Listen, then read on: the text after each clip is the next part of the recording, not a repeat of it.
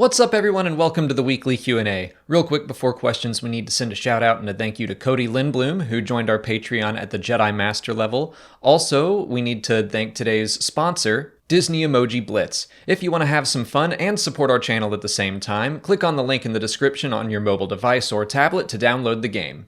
We're also hosting a sweepstakes where we'll be giving away this Lax Sivrak bust or this giant vintage Darth Vader action figure from Gentle Giant to 2 random people, so stay tuned to the end of this sponsored segment to find out how to win. Disney Emoji Blitz is unlike any other Match 3 game on the market. Each emoji has its own unique power-up, and you control what to use, offering a strong layer of strategy to each game you play. My favorite emoji is the Grogu. Yes, my favorite emoji is Grogu. There are a ton of emojis you can collect, not just from Star Wars, but also from Disney and Pixar, and new emojis are released every week. And you can use the emojis you earn in the game in text chats to send to your friends. There are Star Wars events in the game periodically throughout the year, and the next one is a Mandalorian event coming very soon in honor of the Book of Boba Fett releasing on Disney+. Past Star Wars events have released emojis like Grogu, Darth Vader, Luke Skywalker, Princess Leia, R2-D2, C-3PO, Anakin Skywalker, Rey, Kylo Ren, and much more. You can still get all those emojis through November as well as some new ones, but I'll tell you how you can win all 26 Star Wars emojis right now. Exclusively for this video, Jam City is giving away all of the Star Wars emojis to 2 lucky viewers of ours. Just follow the other link in the description and enter sometime between now and December 15th. Even if you win emojis you already have, duplicate emojis make their power-ups even stronger. As for our sweepstakes, to win either this Lax Sivrak bust or this giant vintage Darth Vader action figure, all you need to do is download the game using our link in the description below. Get to level 10 in the game, take a screenshot of you at level 10, and then tag us on Twitter with a picture at Star Wars Explain. In addition, the link acts as a creator code, so anything you spend in-game will help support us. And that's it. We'll pick our 2 winners on December 15th. Thank you again to Emoji Blitz, and with that, let's get to the questions. For our first question, Jordan Catley asks if we'll see Maul and Kenobi at all, maybe redoing or retconning the events of Star Wars Rebels. I've seen a lot of people talking about this, about how it's kind of strange that like Maul's end was in animation, especially now that they're doing so much more in live action, and they'd love to see it happen in live action, and it's strange that people aren't going to get to see it if they didn't watch those animated shows, which a lot of people haven't. So will they redo it in live action or even retcon it? I definitely don't think that's going to happen in Kenobi, at least. Yeah, I don't see them redoing or retconning anything that we saw as far as Maul is concerned in Rebels. And people, I think Jordan even brought up the fact that, you know, the Bad Batch retconned a little bit of the Kanan comic, and so there's kind of precedence, and I'm like, oh, I think there's a difference between Dave Filoni kind of retconning a comic a little bit versus retconning his own work in Star Wars Rebels. I think that's generally frowned upon, and probably he stays away from that. Yeah, I don't think anyone is actively trying to retcon anything. I think that is like the end that people wanted for Maul. Will we ever see it in live action? Maybe. It would be cool. I don't think it's going to happen in Kenobi because this is a 6-episode series.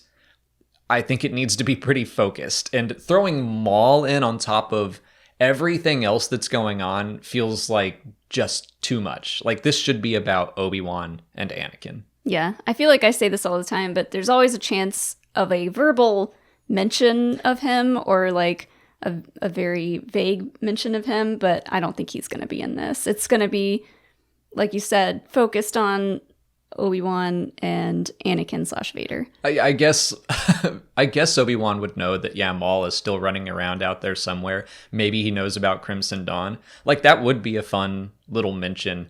But yeah, that would be kind of funny if he's like, if we see the moment where he also learns that Anakin is Darth Vader and is still alive, he'd be like, oh my gosh, like, I can't get rid of these Sith Lords.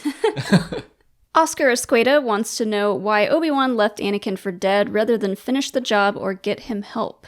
We got a lot of Obi-Wan questions this time around, which is fun, despite that series being still off in the distance. I don't think he wanted to do either of those things. Yeah, he was too far gone mentally, well, to be honest, physically too, but he wasn't going to help him And as far as finishing the job, I think he just couldn't bring himself to do that. Yeah, basically, I think this is a case of, like, Obi-Wan made a mistake. He made, like, this half measure where, I mean, he begged Yoda to not make him go fight Anakin. He would have rather fought the Emperor, which he probably would have definitely died, but he didn't want to fight Anakin. And so seeing him like that, even though he was in immense pain, I don't think he had it in him to go and be the actual person that killed Anakin. Yeah. So he left him. Why didn't he offer him medical help instead? I mean, because kind of the same, he was like, yeah, he's too far gone. In his mind, I don't think he thought he could be saved right then and there. Mm-hmm. And he was like, I guess I'll just let him die, which is not a merciful thing to do. He was in a lot of pain, but yeah, I think that was a mistake that Obi-Wan made. Yeah, and it could be that, like, yeah, he assumed that he was close to death, but didn't think about the fact that his anger, fueling the dark side, was going to keep him alive long enough for the Emperor to reach him. It's interesting, like, I wonder if Obi-Wan had done something to help his friend and had said, like, you know what, no, you're not beyond redemption, we can do this, and basically offered him an olive branch, kind of like Luke does, where he shows Vader mercy in Return of the Jedi. What if Obi-Wan had done that then? How would things have been different? Would that have worked for Anakin? I don't know. I don't think it would have, because, I mean, they fought for a long time. He was pretty adamant about killing Obi-Wan.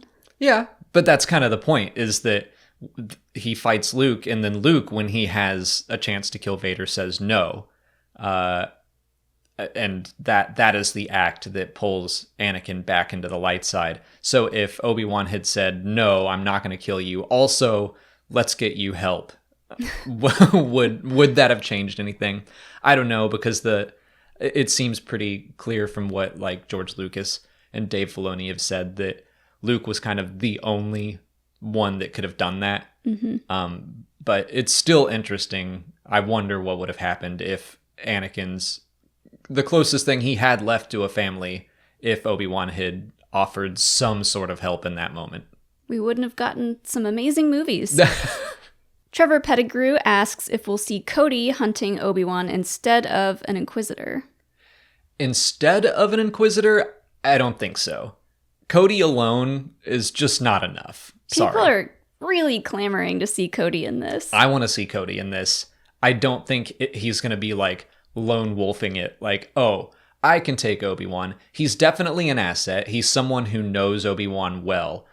But I don't think him alone hunting Obi-Wan is much of a threat. I think Obi-Wan could take him out no problem. Yeah, I don't think he'll be hunting him either. He might be, like, part of a squad in charge of going after him. I don't know, but do you think we'll see his face? Like, do you think we'll see Tamira Morrison in this? I could see that. I mean, that if there are Inquisitors in this, which the concept art highly suggests there will be, then maybe we also would have Purge Troopers in this, which they were at one point clone troopers, and so maybe Cody is still part of that, or maybe he's just part of the Stormtrooper Corps and is brought along as part of the team. I don't think he'll be leading the hunt, but it would feel a little bit extra threatening for Cody to be along for the ride. And if that's the case, then yeah, I think it would be cool to have him kind of reveal himself to Kenobi. Yeah. I could see it happening. Again, it's kind of like the Maul thing where you don't want to throw too much into this. But I think Cody, that's part of Obi-Wan's history and is tied with, like, the Clone Wars and Anakin's fall and everything. So that makes more sense to me than Maul. Yeah. I could see it happening. I wonder if Obi-Wan would be able to sense Cody? Like, if he were in a different uniform, could he use the Force to be like, I know you? I think so. The very first episode of the Clone Wars is Yoda with those 3 clones. And he talks about how he's like, yeah, you're genetically identical, but in the Force, you're all different to me. So I do think that Obi-Wan, unless Cody had changed very drastically over the course of 10 years, which is possible, but I think that Obi-Wan would be able to sense his old commander. Mitchell Flaherty wants to know where we see the sequel trilogy characters' stories heading if they return for future films. We've definitely discussed this before, but that Empire article recently talked about, or was it Empire? Someone talked to Kathleen Kennedy and she mentioned that, like, yeah, those characters are still on the table. And then everyone started writing about it, which is like, yeah, duh. The articles were like, sequel trilogy characters could return in the future. And like, They sure could. yeah, obviously. Like, is that news? Journalism at its finest. Yeah. But whatever. Where do you think we would follow up on their stories? I think the first place we would see it would be in books and not on screen. Or is this specifically on screen live action I'm stuff? not sure what the actual quote was. I think we're talking about movies here, but yeah, just in general for stories. I think we should talk about movies though, because I agree, like, we've already gotten some post sequel trilogy content with those characters, even if they were Lego specials. I don't know. It really depends on the actors, I think. Like, if they can't get the actors back, then I guess maybe something animated. But if the actors are down to come back and to return, I don't really know how they would play back. Like, we could see Rey, we could see Finn, the two of them training a younger generation of Jedi. But yeah, it's hard to say where that story is going to go. Yeah, I think that we shouldn't be diving into that anytime soon. I just think that we could use a break from the Skywalker saga. And if we are doing more movies with them right away, it just feels too closely connected for me. Like, I'd rather we get away from that for a little bit and then go back. And then, yes, maybe we just jump to where the Jedi Order is back and thriving, finally. Like, that's just I'm tired of them getting nearly wiped out. So we close can do to that. each other too, like Right. over and over. Yeah, it's like the new super weapon where it's like either the Jedi are all being exterminated or there's a new super weapon. I want to find a new threat. Give us like 1,000 years. That's what I'm saying. But if we're going to jump just a little bit ahead, then I wouldn't mind seeing, like... Give us like 20 years. Yeah. Like, let's get Rey and Finn, and they're like the leaders of the new Jedi Order or something. And there are rumors of a Finn series or something on the way. Something with John Boyega. I don't know really where those came from or how true they are, but that would be interesting, because if we did a Finn series and like Daisy Ridley didn't want to come back, that would be weird. Mm-hmm. It does the story kind of depends on what actors actively want to come back and do more Star Wars. Yeah. Because if Finn and Rey come back, then it's a Jedi Order thing. If just Finn comes back, I'm not sure. I guess he's off training on his own, and like he keeps getting like voicemails from Rey or something where it's like we never get to see her, but like, oh, we know that she's still around. That'd be weird. Yeah. Brian Rogers asks if there is actually free will and choice when the will of the Force exists. This is like a discussion that I feel like will make your nose bleed if you talk about it too much. This gets very existential. Right. So, yes, the Force, the cosmic Force, I see it as it is all-knowing. It knows what's going to happen, but the people within the galaxy still get to make their choice. You know, it's not like they are forced into doing anything. Mm-hmm. Yeah. But I'm still with you where I'm like, okay, well, if the cosmic Force knows what's going to happen, then it still does feel like that's some level of free will taken away.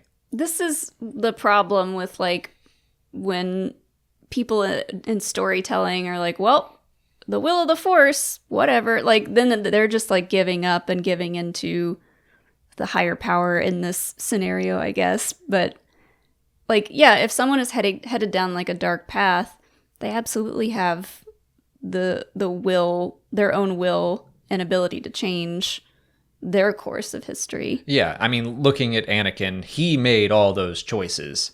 But he was kind of like driven to make them because he was having visions, maybe through the cosmic Force.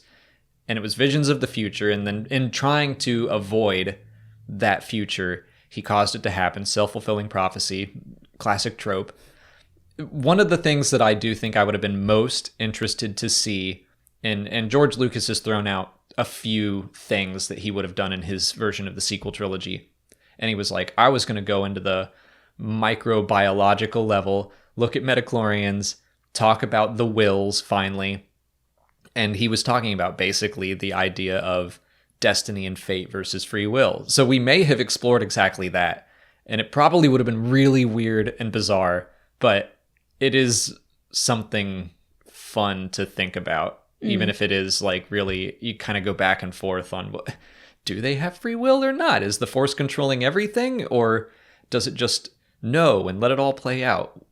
It would have been cool to see George Lucas's kind of like, what is the the driving force behind the galaxy here?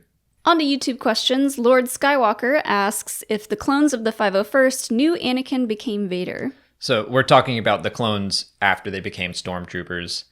For a while. I'm gonna guess no.